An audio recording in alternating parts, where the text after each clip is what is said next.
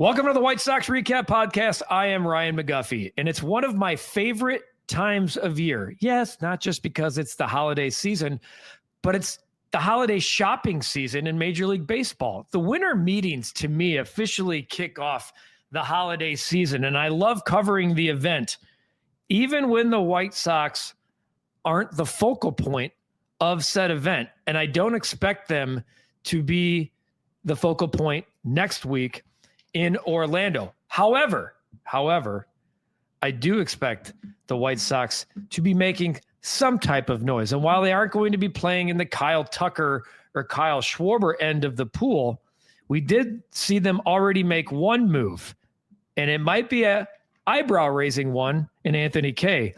So I figured, well, we should probably get someone on here who knows a thing or two about covering the winter meetings. And my good old pal, Scott Merkin from MLB.com, who's been covering the White Sox for as long as I've been covering sports in my career, is going to join me on this edition. I got questions for him. Trust me, I got questions. We know about the $100 million payroll idea that I have.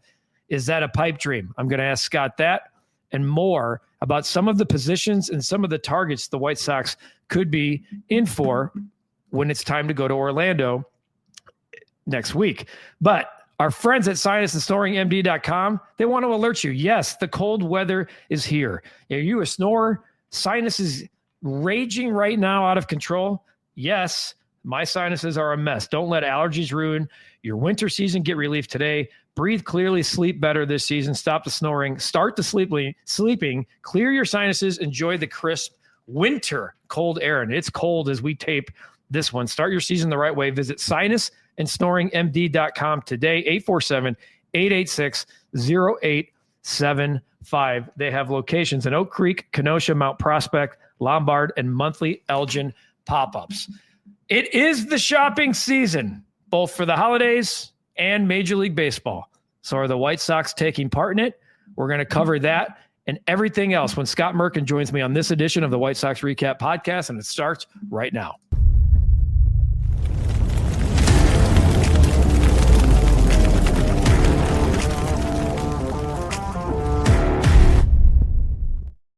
My old buddy, Scott Merkin. What's going on, my friend? It's always good to see you. I'd like to always see you in the flesh, but I'll take the ability to see you on a Zoom, my friend. You look good. Happy, as you. happy. I guess we could say Happy New Year for the baseball season. Because I feel like after the World Series, it's officially the fiscal year for baseball. I like, first of all, a couple things. Your description of the weather right now is crisp. Crisp is good, as opposed to wear 6 layers when you go outside. But, the funny thing is, I think you and I have even talked about this. Like, it'll be the lead in the newscast today that it's 100% still below zero. But everyone knows it's December, right? And I also thought you had the perfect setup when you said we need to get someone on who's, knows a little bit about the winter meetings and covered them. They didn't answer my call, so we got Scott Merkin on to talk about it.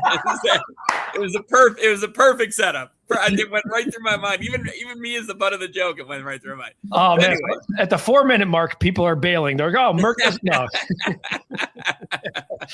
But seriously, folks, where are y'all from? Yeah, I mean, it really, I will say that I've talked to a couple people associated with the White Sox who think that Chris is going to be active. Now, active, I don't know if that means, a number of trades, more signings along the line of Anthony Kay, which, as we tape this, has not been made official yet by the White Sox, but we expect it to be. But yes. And, it seems like a good signing. It worked okay for them when they did it with Eric Fetty, who pitched in I think a lesser competitive league. From people, I've never seen either one in person, but you compare the two and they say that, where Anthony Kay pitched is a little higher level of competitiveness, higher level of talent.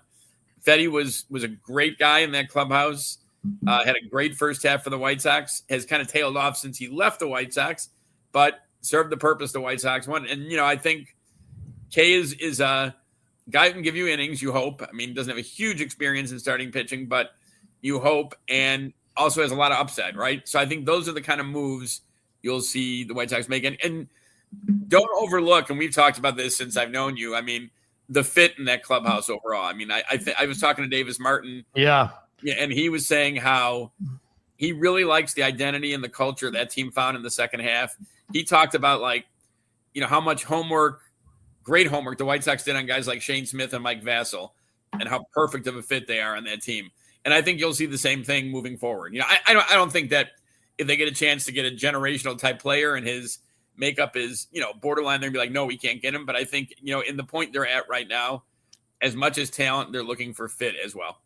Yeah. I mean, we saw last week, Davis Martin invited the entire rotation out to the ranch, and the story was great. I mean, that's the type of stuff you see from if the White Sox were to sign like a John Lester type, and then that you get that kind of rallying cry. To see it from a young rotation, and Davis Martin's like the elder statesman, which is funny. He's thrown about 8 or whatever he is. He's thrown 300 career innings, but it is a sign to where the arrow is pointing and what the White Sox are looking for when you're adding pieces. Now, look, no one wants to hear from a fan base, oh, yeah, they were 41 and 121 2 years ago, but man, that clubhouse was cool. Like, I think people are sick of hearing about that, but you and I know we've been in really bad clubhouses, winning clubhouses that weren't good. And ever since Chris took over, it wasn't just a talent thing. It's been the way he's built the organization by adding more names. I've heard he's over budget for the last couple of years now by all of the different things and people he's brought in. And then the culture in the clubhouse. It's not just a talent thing. It was a complete down to the studs culture and talent. And that's why the manager mattered too. And I think Will Venable, to me, checked a lot of those boxes if you're comparing him to like the Pedro Gaffal era. Yeah, I was going to say just Will Venable in general, I think has been such a huge piece. And Davis mentioned him as well. I think Will was big on the culture building, and again, I totally hear you. I'm sure fans who are looking at this are like, okay, culture, we get it. We want wins. Yep. You could, if they're having fist fights every day and they're playing the Dodgers for the World Series, that's okay by us. But I think you got to build the culture to get to that point where you can maybe take on a clubhouse that isn't perfect all the time because you have the culture and the identity in place. Someone described to me with Chris that since he's taken over, he's kind of known what he's wanted and he's followed that path exactly. And I think that's one of the reasons you see Luis Robert with the White Sox. Now, Luis Robert, in and of himself, as you know, really good guy, quiet guy, low key, but really good dude, hard worker. You talk to anyone who's played with him, that's, the definition you get of him, very talented guy. So I'm not saying that he isn't going to help the White Sox if he stays at the White Sox. But I think the White Sox also viewed him as kind of the last major trade piece of the rebuild. And it just hasn't happened that way through a little underperformance, through, the injuries that have plagued him. They haven't got what they wanted. And to Chris's credit, he believes that Luis can help the team.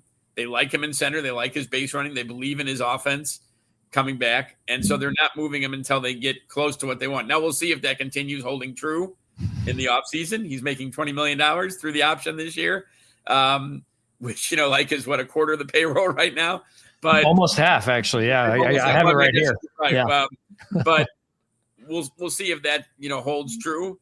But I think to this point, whatever offers he's got for Luis have not matched up to what he wants to move the whole process forward versus what Luis Robert can do helping the team in place. Yeah, I'm sorry. People who listen to this podcast know I'm so sick of even talking about his name for the reasons that we all know. Like, it's an easy. This was the reason Luis Robert's still on this team is because people are going to be like, wait, what? It's a fiscally responsible decision to bring him back. When you look at who's going to otherwise you're just putting out either a Michael A. Taylor type out there or Brooks Baldwin just to save money. And if you at least have no payroll allocations really outside of he and Andrew Benintendi, it makes sense that you hope that this is the year you catch the lightning in a bottle and can trade him at the deadline. And if not, he just becomes one of the he already is part of the story to the last rebuild.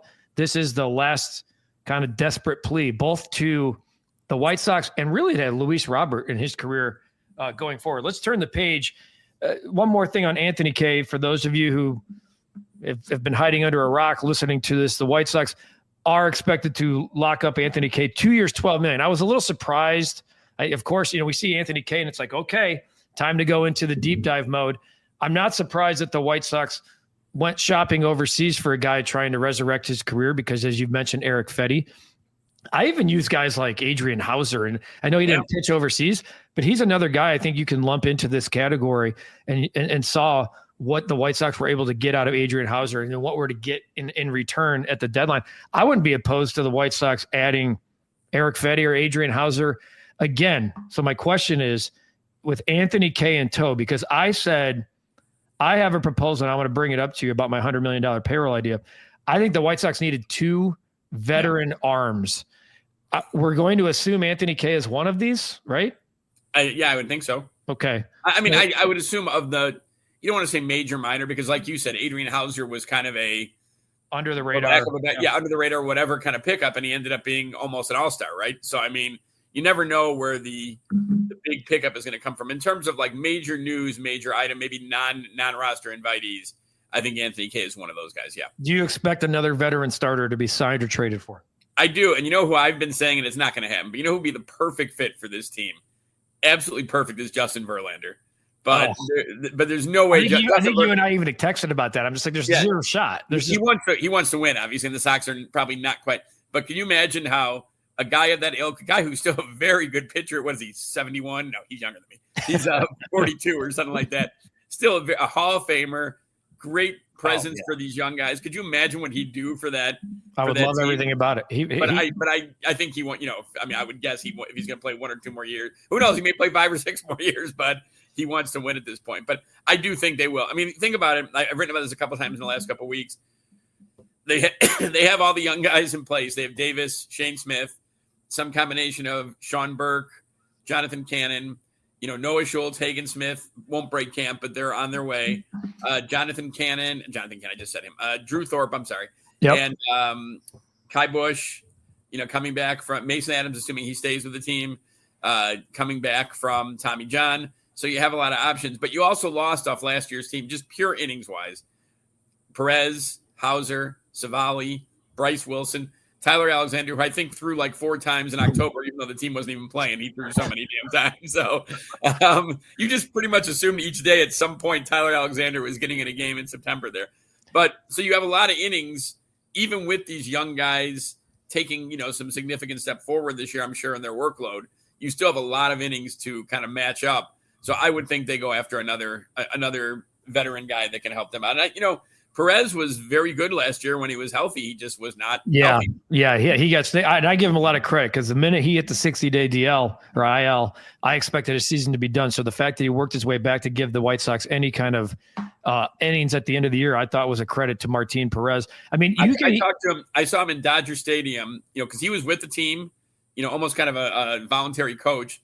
And we were just shooting the proverbial shit. Can I say that? And yes, you can. Okay, there you go. And in the clubhouse there, Dodger Stadium, we were talking about Kershaw and all that. And I asked him about, what his look was for the offseason. He goes, "No, I'm coming back." And I'm like, "What?" And he goes, "Oh yeah, I'm coming back." And sure as heck, he did. So yeah. Even when you look at the trade where the White Sox shipped off like Yoendis Gomez and Steven Wilson, and I know Wilson's part of the bullpen, that's 100 major league innings right there. Right. I forgot about Gomez and Wilson. Yeah, no question. To your point, like I'm all about saving the young arms that you have. And I still think, to me, Merk, I look at the end of the what I thought the White Sox needed to answer more than any other question going into 2025 was you better know a hell of a lot about the guys that are here. And I think they know a hell of a lot. I do. I think they know a lot more about 10 to 12 guys on their team, and they feel really good. And they know a lot of things in the best possible way. I think they have 2 legit starters. I do. I think it's Shane Smith and Davis Martin. And I think there's some question marks. I think Sean Burke could be a nice back into the rotation guy. He needs to get the control under issue. And I don't know about Jonathan Cannon. I can make a really valid argument that he could be a really strong 7th inning guy, that his stuff could really play in the late innings. I just think there's just a lot more unknowns about the rotation, which is why another starter, to me, has to be part of the picture. Like I'm going to give you a name that also is not going to work, or that makes zero sense. And we're going to laugh and people are going to be like, "Oh no." But had he never been a White Sox, that's the caveat here. Like Lucas Giolito to me would be like that type of guy, 2 years, 30 million type. Yeah. But we know that that's not happening. The White Sox aren't giving him, and Giolito's not coming back. But that type of, like before Flaherty opted in, and I think you and I were texting, before Flaherty opted in, I thought Jack Flaherty kind of was like that Justin Verlander light in terms of experience, innings eater. Okay, so you and I agree on that. What do you think about, so right now as we record this, and this is not perfectly to scale, but the White Sox have a payroll of roughly $45 5. So right now, projected allocations are about $61 million. Okay. The guys that they actually are paying that are making money on their payroll: Luis Robert at 20, Ben Attendee at 17, Anthony Kay, we just mentioned, at 5. Derek Hill got $900,000. I think they can contend. I really do. When I say contend, I'm talking about third wild card spot. Like, could they be the Cincinnati Reds of the 2026 season? But it's going to take $100 million in payroll. That'll still put them at like 26 overall ish by the time it's all said and done. Tell me it's not happening. There's no way they're going to 100. Yeah, I would guess no. They weren't 100 last year, right? And No. I don't think they're going up to. I don't think they're going up this year. I really don't. But then again, I think your spending also could be contingent on if you end up moving Luis Robert, right? Correct.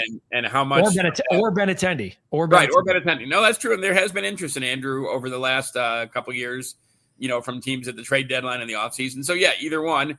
And then if all or almost all of the salary is picked up, then you have that money to, maybe not all of it, but you have that money to reallocate. But I would not imagine the payroll is going up from last year. If anything, it's probably going down a little bit. But again, this is nothing that I've been told official on the dotted line. Here it is. This is just things I've heard and things I think. But yeah, I do think, and Chris has stressed this, that I think the young guys are the key thing. But I think, in talking to some of the young guys that I have this offseason, Jordan Leisure, Davis Martin, Shane Smith, I think this team really believes that, they were at 27 and 38 in the second half last year, 29 and 37, I think it was, in the second half last year.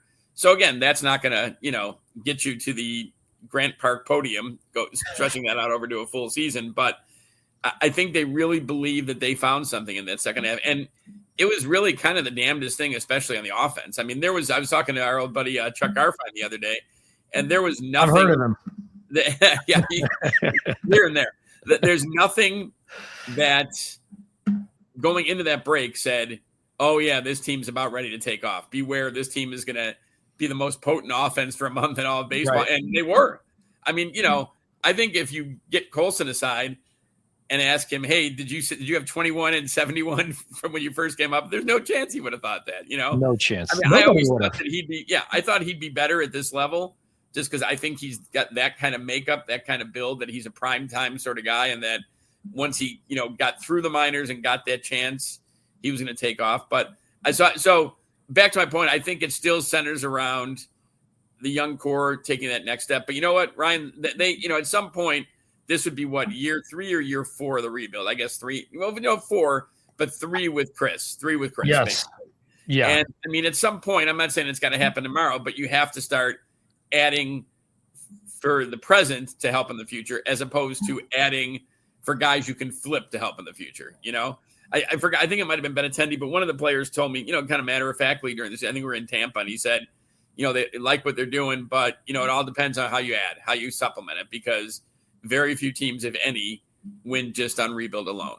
I mean, you look across now, right? You look, the Cubs didn't go nuts on their spending to finish it off, but they finished it off, right? I mean, they kind of went. I mean, from a White Sox standpoint, it'd be nuts. They signed 2 9-figure deals. They signed Ben Zobrist to a $56 million deal. Lackey was in there, right? Lackey was part of that. Hayward, Fowler was a part of that. So yes, Texas Power was a huge part of that. I mean, they didn't go nuts, but they sure as hell didn't sit on their hands. Right? No, and that's what I'm saying. You have to kind of finish it off, and you have to finish it off wisely. You can't just spend just to say, well, look what we did. We had this kind of payroll. It's got to make sense, and it's got to help the team. Yeah, and that's why the first rebuild was incomplete, because they didn't finish the job, and then they gave the keys to all those young guys. So that's why I have a plan to spend wisely. I do. I don't think you're giving any 5+ year commitments here. I'm talking about 1 to 3 year max. Right. But before I get into some of the positions directly here with you, how much do you believe 2027 is impacting Chris Getz and the White Sox? Oh, I think 2027 is probably on everyone's mind, right? It's got to be. But I'm talking specific to a team that is showing signs that the rebuild could be the past, and that, fighting for that last wild card spot is becoming more and more of a reality. I think, you go back to the rebuild watchword, right? And that, yeah, they would love to be, I've heard people mention, be the Marlins the way they finished last year. Yeah. Chris would love to see the Sox at that this year. But I don't think, that's not the goal of the rebuild, right? The goal of the rebuild is not to jump up and contend in 26 after you come off one of the worst seasons in professional sports in 24, 2 years removed. The goal is to win championships. So now I get it. They can go hand in hand, right? You can start adding to go in that. But I think they're still focused on the young guys and not. So I don't know how much 27, what could happen, or, what could happen a year from now, basically affects them as much as just they don't feel this might be the time to kind of go all in. Okay. So I'm not saying go all in, but like they were 32-65 in the first half last year and 28-37, right? 28-37. All right. 28-37. If the White Sox were to go 9 games under in the first half, and let's say they add another veteran starter like Martin Perez Light and maybe like Cedric Mullins or somebody in the outfield, and that's it. Maybe and they're going to have to add a bullpen arm or two. And they go 9 games under 500 in the first half. I think all of us would be maybe surprised. The Whites, maybe Getz would be like, this is exactly what we wanted to see. But wouldn't that feel like you shortchange yourself if you were that close and it was over $30 million? And I know it's $30 million. But I mean, if it's a $70 million payroll and you play 9 games over, and let's be honest, there's going to be guys, whether it's injuries, guys who take steps back. We all expected Jonathan Cannon to be the opening day starter and take this big step. He took a huge step back. I mean, he was clearly the second most effective starter. Well, I mean, Davis was good too, but 2 years ago, if you had to list out behind Garrett Crochet, and it was a big chasm, and other pitchers would say that right off the top, but I mean, Jonathan was probably from start to finish the most effective starter behind. And I hope that everyone takes another step, but it's like we've seen this play out. Right. It doesn't happen consistently. And on the flip side, I'm never Mr. Positive, but on the flip side, there will probably be some guys you don't expect who take steps forward, right? That's fair. So, I mean, you may get like a great season out of a guy like Tanner McDougal, who just got added to the 40-man. That's who's fair. Not huge in there. But you're right. Just because, player X hit 280 last year over 300 plate appearances. Certainly, I mean, I know we both enjoyed covering him, and I believe he's a coach now, Daniel Palco. Mm-hmm. Here's an example, right? I mean, hit 28 home runs and then went through one of the worst slumps I've ever seen for a Major League Baseball player the next season, right? Yep. So, I mean, it just because you have a good rookie run and show that you belong, right? I mean, you hit 28 home runs. You don't hit 28 home runs by, I hit a few mistakes and got lucky. No, that's like 7 home runs. You hit 21, 28, you're doing something right. So it doesn't necessarily mean A doesn't necessarily mean B. I understand what you're saying. So, I mean, you're kind of preaching to the choir. I don't think players in general love rebuilds. Now, I do think some players love rebuilds because it gives them extra chances to kind of show them. I mean, like, for example, Adrian Hauser, right? I mean, Adrian Hauser at some point this offseason is going to get paid and probably going to get, at least a couple years somewhere, right? Because of what he did with the White Sox. I mean, he was pitching at Round Rock, not exactly pitching very well at Round Rock, I think. Got the opportunity with the Sox, took off, and, ended up being the big trade piece for the White Sox at the deadline last year. So there are benefits for veterans, but I think for most point, players want to win, right? And I think it's tough to sell players on, 1 or 2 more years, and then we're really going to be firmly in this. It's tough to say that. You never know what's going to happen, You can, as the old saying goes, you can only win the year you have in front of you. I'm not even sure that's a saying, but it's somewhere along those lines. So. And that's why I feel like in the AL Central, I mean, the Tigers, this is kind of like the end of this window. The Guardians are always going to Guardian, that. I think the Royals are trying to figure out what's going on there. They're kind of a mess. And I think they may add a couple. I think they have to. Yeah, I think they have. I think that they've told themselves they have no other choice. And then of course the Twins are just starting the painful part of their process. All right, there's a couple of positions I want to hit with you. First off, the White Sox were, I should have this memorized by now. They were 15-36 in 1-run games last year. Right. I really believe for a young team, and there were a lot of options out there last year, 1-year closer types. I keep saying Kenley Jansen saved 27 games for the terrible Los Angeles Angels. No one traded for him at the deadline. He had a great year. His ERA was sub-3. Great finish, right? Tremendous finish. Phenomenal finish. Yeah. I'm not saying Kenley Jansen, but I also am saying Kenley Jansen. I think the White Sox need to at least go into 2026 and know who their 9th inning guy is. I agree. And I don't think he has to be the 9th inning guy every single day, but I think it makes a difference to have that guy back there and then say, okay, Grant's the eighth, or if they're going to use him multiple innings, Grant's the sixth and seventh, Jordan's the eighth. And then you can say, oh, no, today's Jordan's closing, but I think I just don't believe, and I've heard this from a number of managers, not just Will. I remember Robin Ventura in his first year, we didn't know who the closer was to start the year until Hector Santiago went out to close game 2 of the regular season in Texas. So I just believe whether you're a great team or a team on the rise or a bad team, maybe not so much you're a really bad team, but a team on the rise, we'll say, for the Sox, hopefully, you got to have a firm guy. And I know I've heard, and understandably from people that there wasn't a lot of happiness in the White Sox organization of those late losses, and not blaming anyone, just like, okay, that's something we got to change. That's something we got to do different. So I agree with you. And I think Kenley, I've read, I don't know Kenley Jansen, but I've read that he wants to get to 400 saves, and I believe he's pretty close, right? I'm going to say 25, 26 away, or is it more than that? No, I think it's right there. And I'll say this too about not just, but there are guys out there, and Kenley's one of. He's not going to take a deal with a team that's trying to win, or a team that's trying to win to say, hey, we have a closer, but we want you to beat the eighth inning guy. He at this point in his career, he's won. He's got 476, so he needs 24 saves.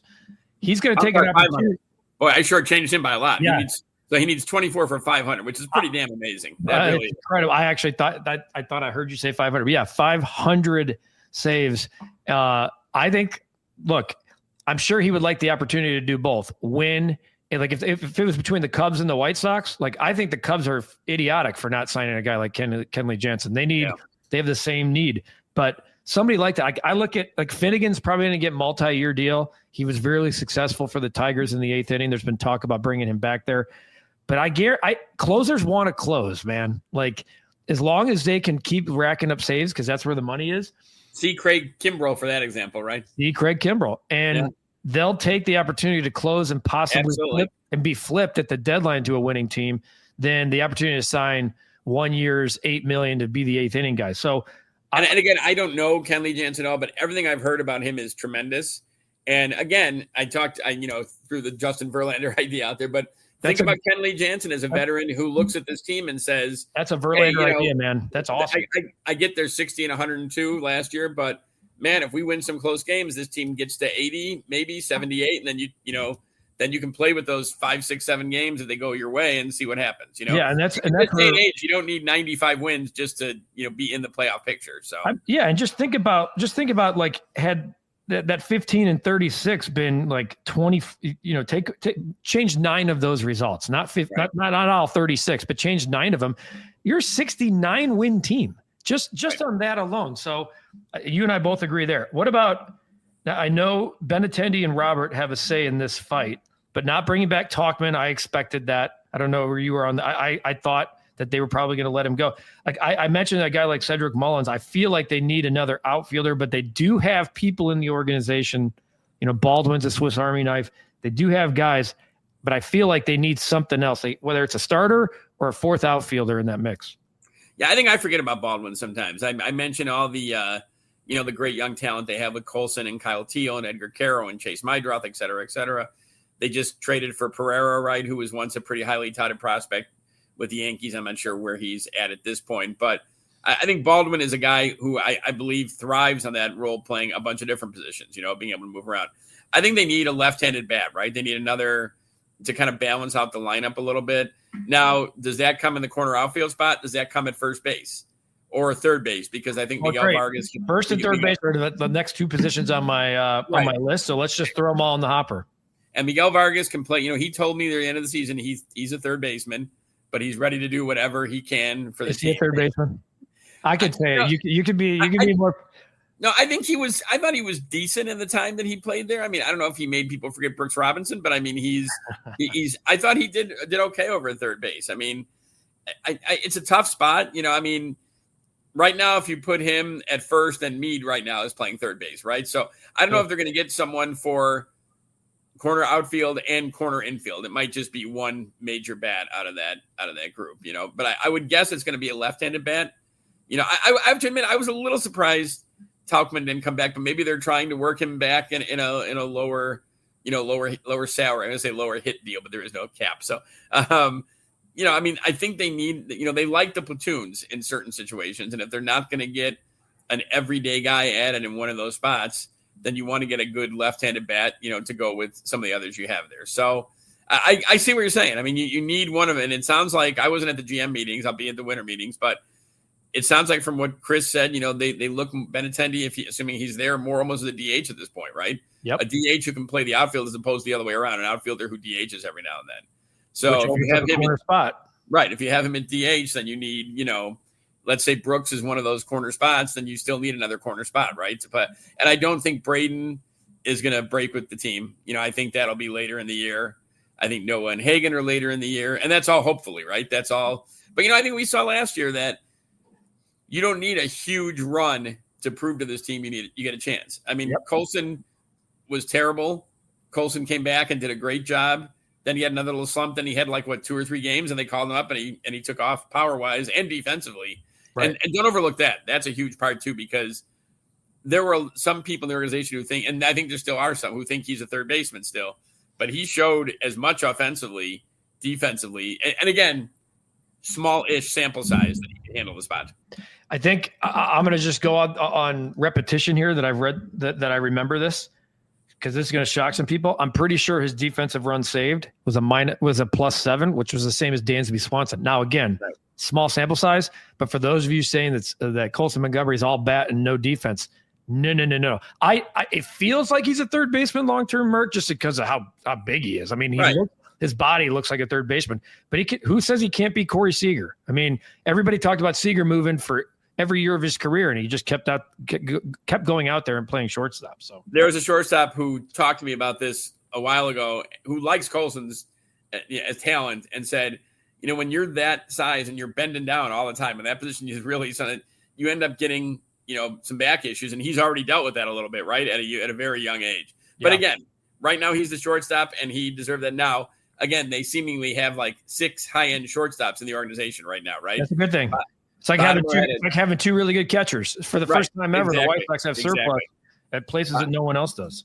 Bonnemer had a great year. Billy Carlson is, by some, considered the best defensive shortstop in the draft in the last 20 years, whatever that means. I don't know what the draft and the minor leagues are always kind of interesting to me, because, you don't really hear anyone ever, get to the Hall of Fame and say, yeah, I'm so glad I hit 380 in Hickory that year. I wouldn't be here now. It's kind of all preparation, but they have a lot of high-end guys up the middle. And I think that has been a target of Chris, who, like I said, on his business card, it should say Chris Getz, whatever vice president he is, general manager, catching is gold, Absolutely. A couple more minutes here with WhiteSox.com's Scott Merkin. So you're heading to Orlando on Sunday. I got 3 questions, and then I have just an MLB question. The 3 White Sox questions are this. The biggest move will be for what? Biggest move will be for what? For the White Sox. We're talking strictly White Sox here. Are we talking just the winter meetings or overall in the offseason? Because sometimes they don't, it doesn't come down. Like bigger picture. So the biggest move that they make before the new year. How about that? Before the new year will be for what? I think they had a high-end leverage reliever.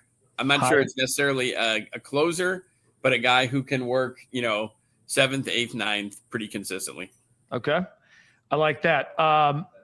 The White Sox will trade Luis Robert Jr., Andrew Benintendi, one or neither? Oh, boy. I think one. You think one's gone? I think one. So which one? I really think it's going to be Robert. I think there are going to be enough teams, the center field market is not huge right now. I think Harrison Bader is out there, Robert. And I think, I just think it's going to be up to Chris to what the parameters he wants on this. How much does he want? Will they, do they want all 20 million taken in the deal? What kind of prospects do they want back? So forth and so on. See, this could open up my $100 million idea. We can spend a little bit more. Last White Sox question for you. And this might be unfair, so you can say incomplete. I'm going to give you an out. Okay. Your early grade on the return of the Chris Getz rebuild. Early grade. I'm just like a progress report, basically. Wait, you're talking Chris Getz or Garrett Crochet, do you mean? Chris Getz. I thought you were saying Chris Sale. No. Early, like the progress report of Chris Getz's rebuild. Wait, what year are we in? Sorry. Totally fair. We've only been talking about rebuild with you since 2016. The Chris Sale one would be an A for the Red Sox, who won a World Series. For the White Sox, there were some moments, but not what they wanted. So what I think I would say incomplete, probably somewhere around, I mean, in the moment, it's hard to judge until the end, right? Because you just don't know. So I would say incomplete. I think let's face it, they set a record in one season with 121 losses and were every bit that bad. Even with an encouraging second half and an entertaining second half, I think they still lost 102 games. And even during that time, they were 8 under in the second half. And so I think there's plenty of work to be done, but I do think he's assembled a really strong front office. He's got a really strong manager, a great manager. People, I can't say enough good things about Will Venable. He's got a good coaching staff. He's now building a kind of, for what we're talking about earlier with Davis Martin, a culture and identity throughout the organization. He's hitting on players that he wants, that he thinks will either fit the team, helping him now, helping him for trade, what they want to be as an organization. So I think he's following the plan, but this is ultimately a pass-fail game, right? I mean, you can look across town and say, yeah, Hoyer's done a decent job. They've been in contention. They were in the playoffs last year. Exciting baseball against San Diego, exciting baseball against Milwaukee, but they didn't win, right? So that's the goal. One team wins every year, and the goal is to be the Dodgers without spending $390 million or whatever their payroll is. But that's the goal. So I think now the Sox will have other goals hit before they probably get to the World Series. I think once they get to playoff contention, that'll be a huge step forward for Chris and the organization. But ultimately, the goal of the rebuild, the goal of every year is to win. And that's why I say, basically this team's been rebuilding 8 of the last 12 years. It's nauseating. It's tough. We've made a career off of it.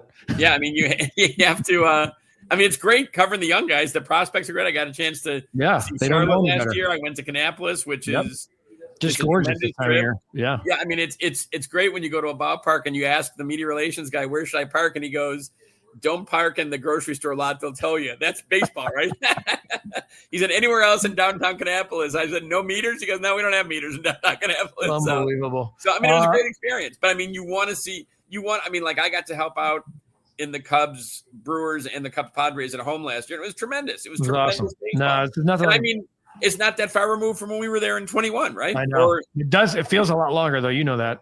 05, I was doing a story the other day about the top 10 moments, and who can forget 08? All right. That blackout game is probably the single most exciting game I've ever covered in my life. I've always said that. Game on its own was the best single game I've ever covered. And forget about us before you cut me off. The fans out there are looking at it, and it's about them, really, right?